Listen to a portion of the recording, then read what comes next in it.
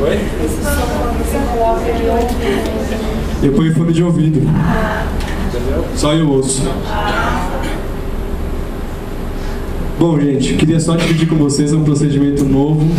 Tem sido muito útil, muito legal mesmo. Principalmente para ajudar a criança a ter interesse nas coisas básicas para frequentar bem a escola. O que eu vejo que acontece de fato no Brasil, quando a gente fala de inclusão escolar, são essas características aí, né? Primeiro que a inclusão independe do nível do aluno. Isso aí eu já disse que não é um problema por si só. O problema é a escola não estar adaptada para aceitar qualquer aluno, para incluir qualquer aluno. Tá? As escolas têm que se adaptar a incluir. Outro que eu já comentei, os cursos de pedagogia, mas não só, os cursos de graduação não preparam os profissionais para lidar com criança especial. Eu acho que não preparam, os cursos não preparam nem para lidar com pessoas típicas. Eu digo que na psicologia, os psicólogos vão reconhecer o que eu estou falando, não sei como é na pedagogia e em outras áreas, mas um psicólogo no Brasil já se forma não acreditando em si mesmo. Tanto que eu duvido, eu sei que a grande maioria dos psicólogos, depois de formado, vai fazer especialização. Porque ele fala, a graduação não me ensinou o suficiente. O cara já se sai achando um coitado, entendeu? Eu não sei como é nos outros cursos, mas não prepara nem para lidar com pessoas típicas, quanto mais com especiais. É uma droga de ensino. Incluir ainda esse nome de colocar junto e a ausência de profissional especializado, por conta disso que eu acabei de falar. Eu vejo às vezes a pessoa, chego numa escola e fala, não, a gente tem uma especialista em educação especial. Aí eu penso, puxa, aqui a inclusão vai ser legal. Não é. É tão decepcionante. Não tem pessoas preparadas no Brasil. Não tem. E outra, a gente falta, né? A gente está falando de escola, de inclusão, mas muitos dos nossos estudantes são adultos, adolescentes. A gente pensa na escola e não pensa o que vai acontecer depois, para onde esse adulto vai, o que ele vai fazer da vida. Nos Estados Unidos, gente, tem uma profissão que é só de inclusão no trabalho. É um cara que é um mediador entre a criança, ou entre o adulto especial e as empresas. Ele bate na porta das empresas e fala, eu tenho um cara que sabe fazer isso. Você pode usar? Não. Mas o que você precisa? Eu preciso de um cara que faça isso. Aí ele volta lá pro centro dele, onde tem os adultos, e fala, esse cara consegue dar conta do que aquela empresa está pedindo. E leva ele para lá. Então é um cara que faz uma análise das tarefas que precisa para aquela profissão e faz uma análise dos estudantes que ele tem e une as duas coisas. Isso aqui tem anos-luz de acontecer no Brasil, gente. Eu conheci um cara que fez isso, ele veio pro Brasil passar uns 4 meses, foi muito legal falar com ele, mas você não aprende em 4 meses a fazer isso, é muito complicado. Porque não depende só de ter esse profissional, depende da cultura também. Hoje em dia no Brasil, existe uma lei que é obrigada, as empresas são obrigadas, de acordo com o tamanho dela, a incluir X% de funcionários especiais.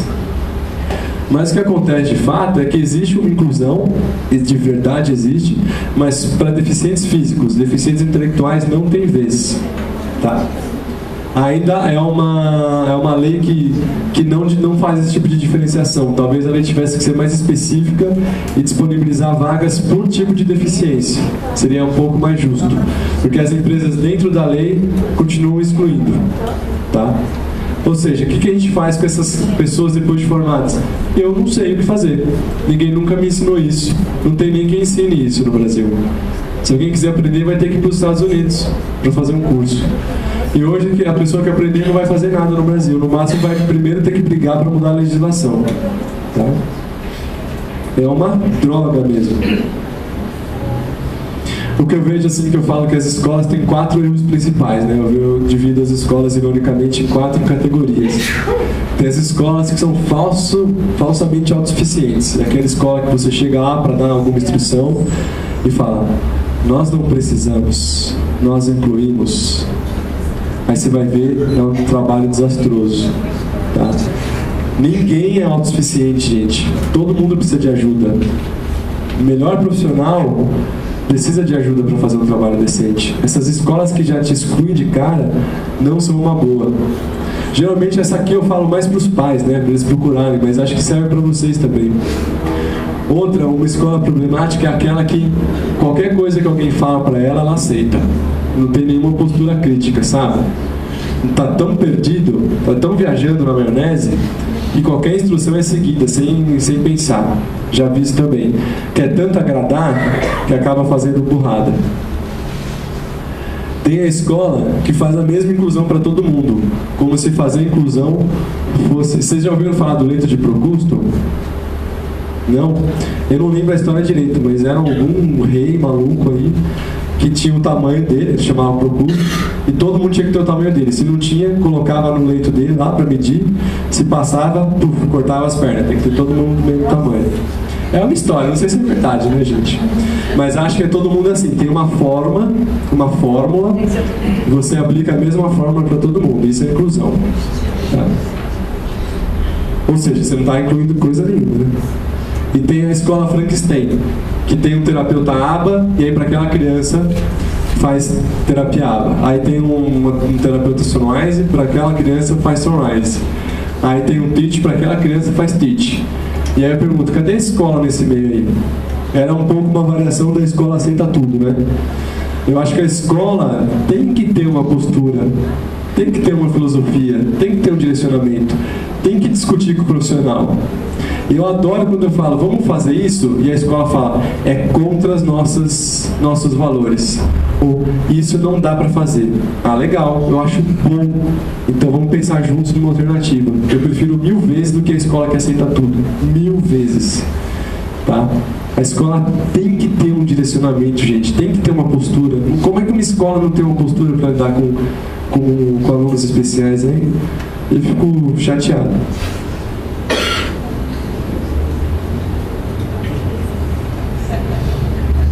E a escola ideal, né?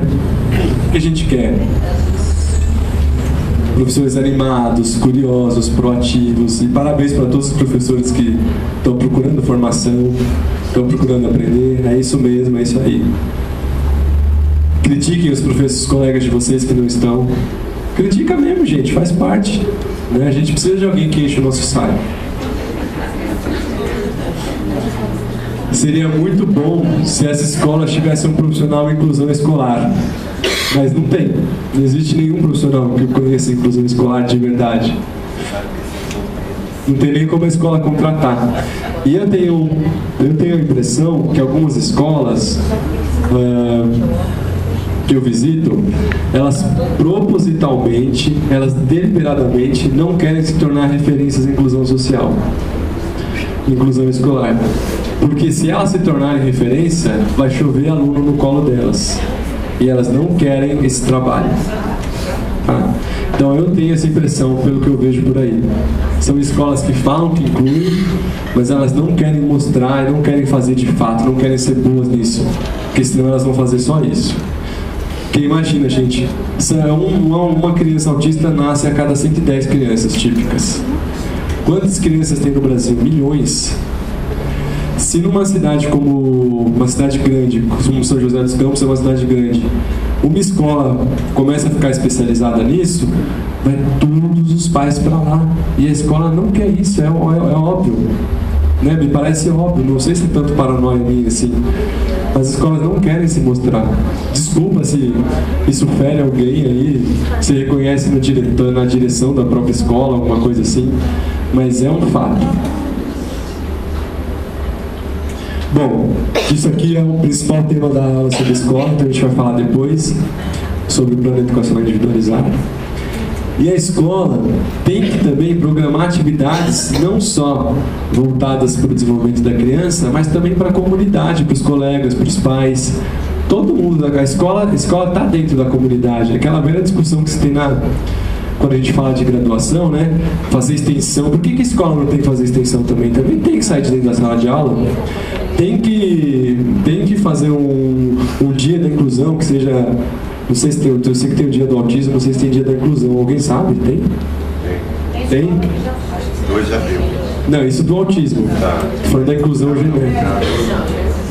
Tá. Eu utilizo esse momento que você faz de conscientização, socialização, principalmente se tiver algum problema, que geralmente às vezes surge algum problema, na reunião de pais. E aí eu me coloco, enquanto professor especializado, naquela sala, os pais falando que tem uma criança lá, que precisa de determinados comportamentos. E faço uma fala, um discurso, geralmente esclareço, me disponibilizo as dúvidas, né? Isso já é uma ótima coisa a ser feita, né? Pelo menos os pais e os colegas sabem que tem uma criança especial e podem ajudar os filhos a incluírem, né? Já é um ótimo começo. E é o que eu disse já, né, gente? O aluno sempre tem razão. Isso tem que ser um mantra. O aluno sempre tem razão. O aluno sempre tem razão. Se não está dando certo, o que eu estou fazendo de errado? Dos professores, quem é professor direto de criança, não de adulto, em escola regular? Eu já não acredito, porque vocês não levantam a mão para nada mesmo. Aposto que tem um monte de professor, ninguém está levantando a mão. Tá. E escola especial? Tem bastante gente de Apaz aqui, né?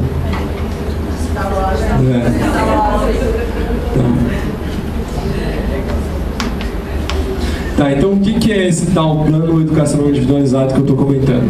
Eu diria que ele tem 6 passos para serem feitos. Primeiro, eu acho que o mais difícil de todos é uma avaliação minuciosa das habilidades necessárias do aluno especial. Isso é uma coisa que não existe no Brasil. Não existe. Eu não tenho isso. Tá, sendo honesto. Eu queria poder desenvolver, mas eu não consigo porque eu estou envolvido lá com o doutorado, já tenho tanta coisa para fazer. Mas se eu tivesse começado o doutorado hoje, talvez eu fizesse isso, essa avaliação inicial.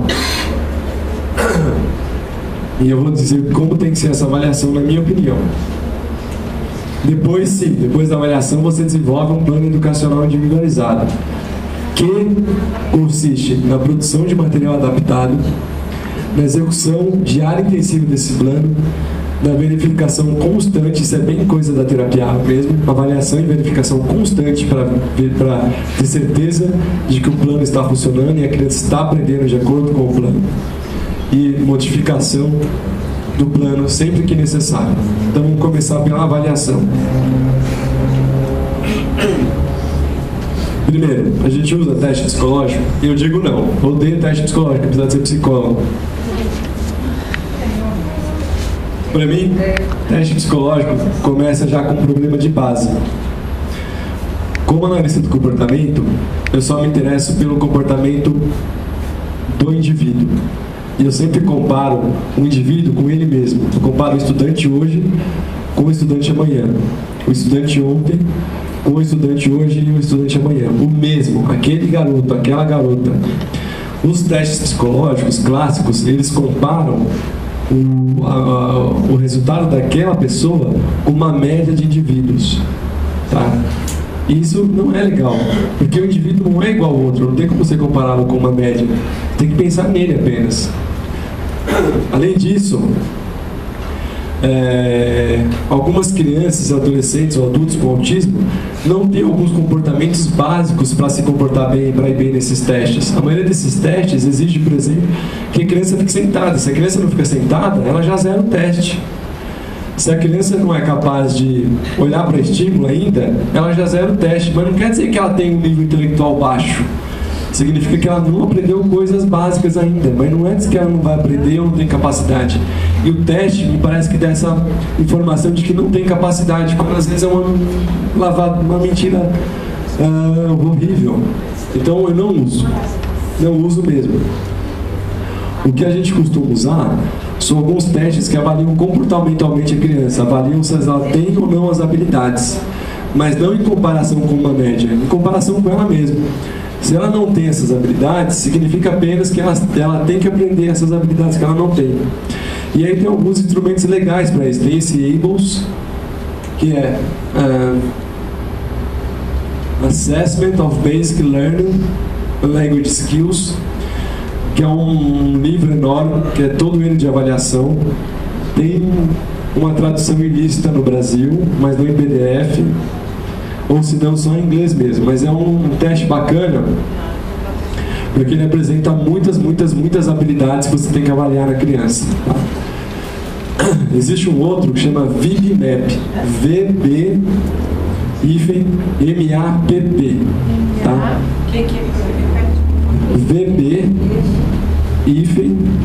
VB-MAPP, VBMAP, tá também tudo em inglês.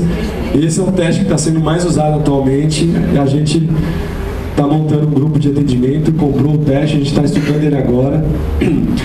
Ele foi criado por um dos autores da ABLES, eles brigaram, foram dois autores da ABLES, eles brigaram, cada um foi para um canto, e um deles está montando esse VBMAP, que é muito mais legal que a ABLES, tanto por ser mais curto, quanto por apresentar aparentemente informações mais relevantes. Eu estou estudando ele agora, então não posso dar muitos detalhes. Tem também alguns testes como CARS, Puxa, esqueci o nome do... Chat? Oi? Chat? O PEP não é comportamental, né? Ele é mais do TIT, se não me engano.